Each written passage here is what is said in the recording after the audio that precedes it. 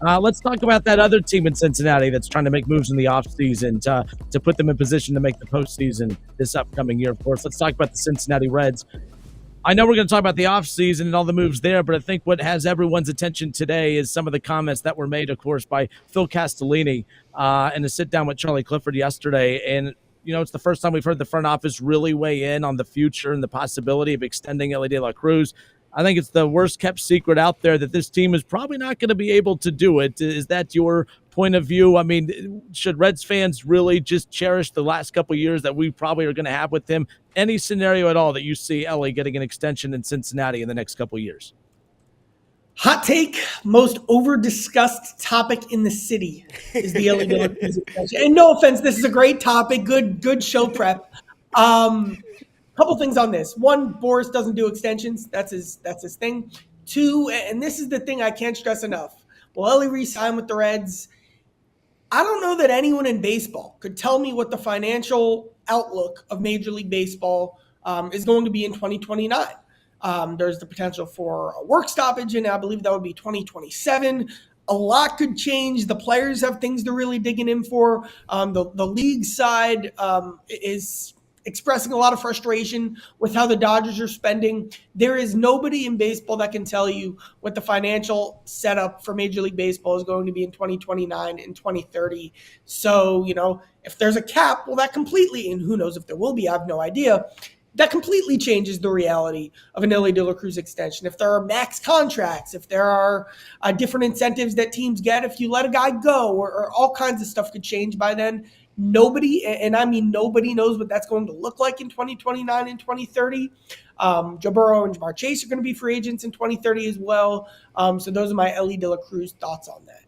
Now, I get it for Elly, but I do think that there are the Atlanta Braves, for the example, they're the kings of signing guys early before they hit their peak and getting value deals. If you had to pick a name, maybe two names on this roster that aren't Elly De La Cruz, that the Reds should be looking to actively get a deal done quickly before they reach that peak. Like Matt McClain, for example, dealing with a lot of injury issues. He's coming to this year. I know everybody's saying, Matt McClain, he's going to be the best player on this roster. Is that a guy you can extend? CES, injury concerns. You have Nick Lodolo, a guy. Maybe you get a Hunter Green deal with him based on his injury concerns. Is there any name out there that you'd want to throw a sort of long-term extension type deal, a value play at?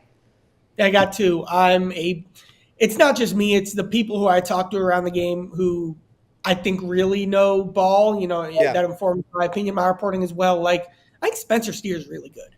And last year was a down year for Steer. Like, there's a lot of people selling on Spencer Steer. Like, Spencer Steer had a 2020 season. Spencer Steer was killer in clutch situations, played everywhere. You can move him anywhere. I think Spencer Steer, I'm pegging him in to hit like third or fourth in this lineup in this coming season. I think Spencer Steer is going to make an all-star team or two. He'll get hot over the course of a stretch or two. Very underrated power. Like, I think Spencer Steer is really good. And that's a place I'd be looking. Even more important, Tyler Stevenson. And no one drives this train harder than Nick Martinez, who literally all the time when Steve-O would get a big hit last year, Martinez will go over to some coaches and be like, tell the front office to extend that man. And it was tongue-in-cheek. But it also kind of wasn't tongue-in-cheek. Stevenson had flaws earlier in his career. What I've been so impressed with was how significantly that's changed. His ability to work with pitchers, his ability as a game caller, the overall technique of his defense. Like, that's good stuff. And it's so hard to find guys like that. And oh, by the way, also, the Reds pipeline catcher in the farm system is barren until you get to this 18-year-old in A-ball, Alfredo Duno, who's awesome, but he's several years away still. Yeah. So Stevenson only has 2 years left. You need a plan at catcher. I'd definitely be looking for an extension with him. When you look at this Reds roster right now, and they've made moves, and I'm not going to sit here and I'm not going to complain about the moves that they've made. Do you think the moves that they have made are enough? Do you think Brady Singer, Trevino, Austin Hayes, Gavin Lux, do you think that's enough to propel a team that struggled mightily last season into the playoffs? Yeah, I really think the Reds have gotten good value and have quote-unquote won the move of every deal that they've made. But the old line in baseball is if you think rationally on every free agent and every trade conversation, you'll finish second in every free agency and every trade conversation. And so, I give the Reds an A- for the moves they've made, but have they accomplished everything that they've set out to? Now, Who to blame for that? Well, a big part of that's ownership and not ownership specifically, but the limited resources coming from ownership, the payroll constraints that Nick Krall has been operating under. Another thing that I don't know who's to blame here, but the Reds were very interested in improving their outfield through the trade market. And nobody's been improving their outfield through the trade market this offseason except for the Kyle Tucker and the Cody Bellinger deals at the very, very top. The Reds weren't going to make those deals. So that those avenues, like Luis Robert hasn't been traded. Those avenues haven't been as accessible to any team in baseball, the Reds included. But I still give their offseason a B- because, this outfield's another example here is Austin Hayes. Nice signing, good value. The Orioles basically replaced Austin Hayes with Tyler O'Neill. And O'Neill has plenty of flaws, and that might be a bad contract. But O'Neill also might be an all-star. So have the Reds raised their ceiling enough? That's still a huge question. There are still holes in the roster, third base, the bullpen, Marte, Benson, CES. Some of these guys are still going to have to overperform significantly for this team to be good. Very possible. But aggressiveness definitely hasn't been the theme. You mentioned just then the bullpen, and I don't think anybody has talked about the Reds' bullpen coming into this season. 2023, Ian Gibaut, I think, led the innings category for the Reds. 2024, I think it was Fernando Cruz. You lose both of those guys. You're heading into 2025 with a collection of names that I would say if you asked around Major League Baseball, it would be pretty underwhelming. I think they've done a solid job. The bullpen last year was a large part in the success of the Reds. But I think there's so many question marks there. Is the bullpen a major area of concern? Because, again, this is no disrespect to Alexis Diaz. He's been a solid closer. There were a lot of games last year where I felt uneasy when even he came out there, and he's the lockdown piece of this bullpen. Do you feel confident in the Reds' bullpen in 2025?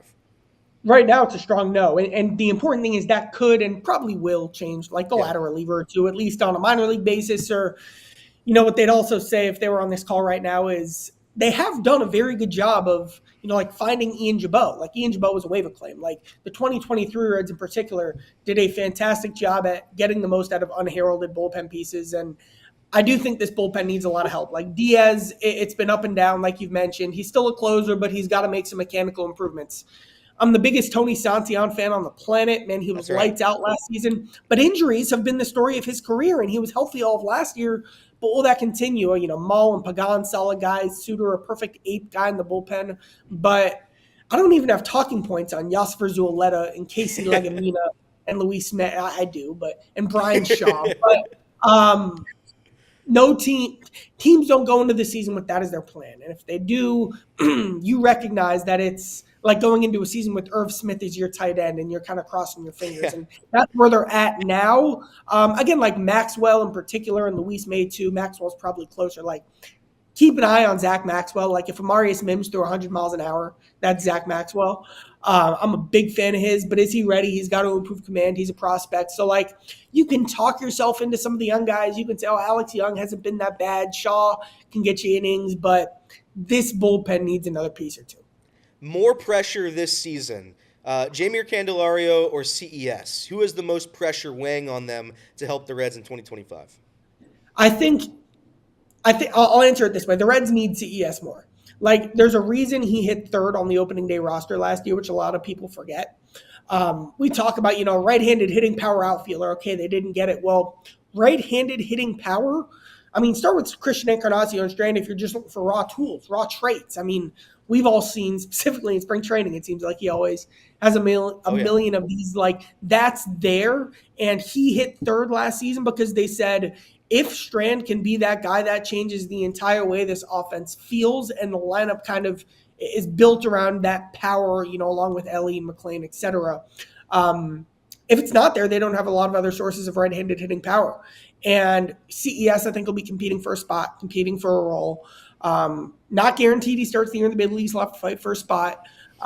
But certainly when you look at his spring training track record, the biggest thing for him right now is going to be health. And there was scar tissue, and he had a couple of little setbacks in there coming off the wrist injury. He'll have to show where he's at right now from an offensive perspective, from where his strength is at overall, specifically in that wrist. But I think it might have even been a similar injury to Joe Burrow. When you look at the wrist ligament tearing with surgery, we'll see how all that looks. Again, that'll be an important variable. But if it clicks, I think that changes so significantly the upside of the Reds team. And if it doesn't click, then it opens up a big hole on the Reds roster. All right. I know you're not, I don't know if you actually, I don't know if you're a betting man. I'm going to assume you're not a betting man. I could be wrong on that, but if you were a betting man, the number's 78.5 wins, Charlie. 78.5 wins. I'm on the under. I'm going to openly say I'm not optimistic. I'm going to bet the under. I'm going to fade the heart, as they say. If you were a betting man, would you bet Reds over or under 78.5 wins in 2025? I'm at 80 wins right now. Okay. All right. But still, that's not a successful season. Like, you didn't hire to win 80 games.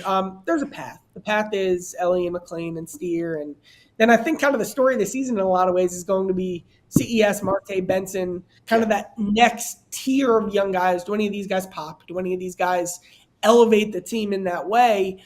There's a path, there's a lane, but then if you don't get that, and then you look at, is Austin Hayes an everyday player in the outfield? I mean, that's fine, but that's not elevating you over the Cubs. Who plays third base for the Reds right now? That's is Santiago Espinal the only guy who can actually play third base for the Reds? Yeah. When you look at how they avoided playing Jeimer Candelario there last season and avoided playing Spencer Steer there last season. So, there are holes. They had the worst first base production in the league last year, and we just talked about the volatility with Strand. There are questions, and the Reds have a path to answer that with upside, but there's also downside that comes with that as well. And I just haven't seen enough to be able to pencil them in the playoffs right now. Charlie Goldsmith hanging out with us here on Off the Bench. Last thing before we let you go, and we appreciate your time today. You mentioned obviously Terry Francona. It's wild to me with the lack of optimism that the majority of Reds fans seem to have this offseason heading into this year, considering that the offseason technically started with the biggest splash in all of baseball when Terry Francona comes out of retirement to take the Reds gig. Based on Reds fans and just thoughts on last season, David Bell was the reason this team was losing. It was all on David Bell. David Bell is to blame for everything. So Reds fans get their wish. They move on from David Bell. And not only do they move on from David Bell, they go get arguably the best manager in baseball. Now fans have arguably the best manager in baseball, but people still aren't feeling optimistic about this team. We know how good of a manager Terry Francona is, but just how much of an impact do you think it's going to make on this team just from a win-loss standpoint? Because we argue all the time, what is the true impact of a manager in baseball? Well, based on people's reactions right now, this roster is better than a year ago. You've improved at manager, but yet people still feel as down and sad about this upcoming season that they did about last year. It just doesn't make sense to me. What is the impact of Terry Francona going to be, in your opinion? That's the fun ride that this season is going to be, answering that question. I'd make the comparison to Craig Counsell. Craig Counsell didn't turn the Cubs into a playoff team.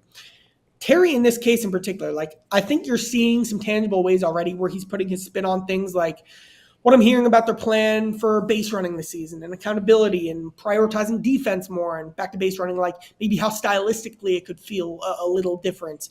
The fact that Tito brought in Chris Vallejo, who's a very highly regarded pitching coach, that's here because of Terry Francona.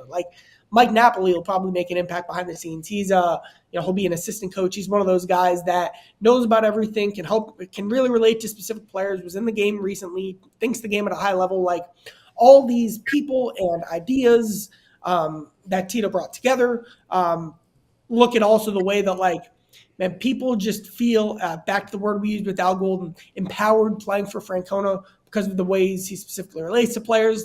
He creates a great atmosphere. He's very much at the center of it. All that's good, and all that I think will positively impact the Reds. Is that 10 wins? Is that 2 wins? That's, again, the fun that we'll learn this season along the ride. But I do think you'll see really significant, tangible ways that Tito puts his spin on what the Reds are about. All right, good stuff. Charlie, on your way out, obviously right now, a lot of people are still following your work. Talk about where people can find your work right now as you continue writing, covering, and following the Cincinnati Reds and, of course, the Cincinnati Bengals. Yeah, I've got a Substack, charlieschalkboard.substack.com. Breakdowns, analysis, looking at the offseason stuff with the Reds and the Bengals, and covering the games when those start back up for both teams. And all this stuff we've been talking about here, it's that in writing form. And it's really been a lot of fun, and it's been cool to see that community build with charlieschalkboard.substack.com. Well, we appreciate that you're continuing to write and follow those teams again. I know we're all fans of yours, and we appreciate you giving us some time today. So thank you. Thanks.